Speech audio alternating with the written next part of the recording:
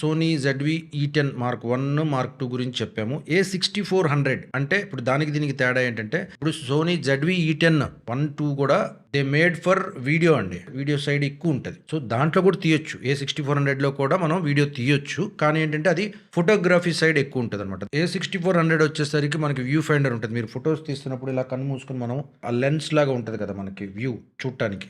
So అది ఉంటదనమాట. అదేంటంటే దానివల్ల అడ్వాంటేజ్ ఏందంటే ఇప్పుడు ఫోటోగ్రాఫర్‌కి మనకి కంపల్సరీ కరెక్ట్ ఫ్రేమ్ అదంతా ఉందా అనేది చూసుకోవాల్సొస్తది. ఎందుకంటే ఆళ్ళు ఇట్లా దగ్గర పెట్టుకొనే మనకి ఫోటోస్ తీస్తాం. వీడియోస్‌కొచ్చేసరికి మనం దూరం నుండి ఇలా తీస్తుంటాం. జనరల్‌గా మనము స్క్రీన్ చూస్తాం. LCD screen. సో వీడియోగ్రాఫర్‌కి అంత అవసరం లేదని చెప్పేసి వాడు ఆ ఫీచరు దాంట్లో ఇవ్వల. ఏది ZV-E10 1లో, 2లో. సో A6400లో వచ్చేసరికి మనకి వ్యూ ఫైండర్ ఉంటదనమాట. అలాగే దానికి ఫ్లిప్పబుల్ స్క్రీన్ ఉండదు A6400లో. ఎందుకంటే అది ఫోటోగ్రాఫర్‌కి ఎక్కువగా స్క్రీన్‌తో పెద్దగా ప్రాబ్లమ్ ఉండదు. ఇలా అనుకున్నా సరే మనకి సరిపోతది. అదే ZV-E10లో వచ్చేసరికి ఫ్లిప్పబుల్ స్క్రీన్ ఉంటే ఏందంటే మనకి ఆపోజిట్‌లో ఇలా తిప్పుకొని ఫ్లిప్ చేసుకొని వ్లాగ్ చేసేటప్పుడు మనకి మనం సెల్ఫ్ వ్లాగింగ్ పర్పస్ కాబట్టి అది ఎక్కువగా వ్లాగింగ్ బేస్ మీద వాడు అడ్వర్టైజ్ చేస్తున్నాడు కాబట్టి సో వీడియో కాబట్టి అదనమాట తేడా. సో దీంట్లో కూడా మీరు వీడియో తీసుకోవచ్చు, ఫొటోస్ తీసుకోవచ్చు. బట్ మేజర్‌గా అది ఫోటో సైడ్ ఫేవర్‌గా ఉంటదనమాట. గమనించాలి.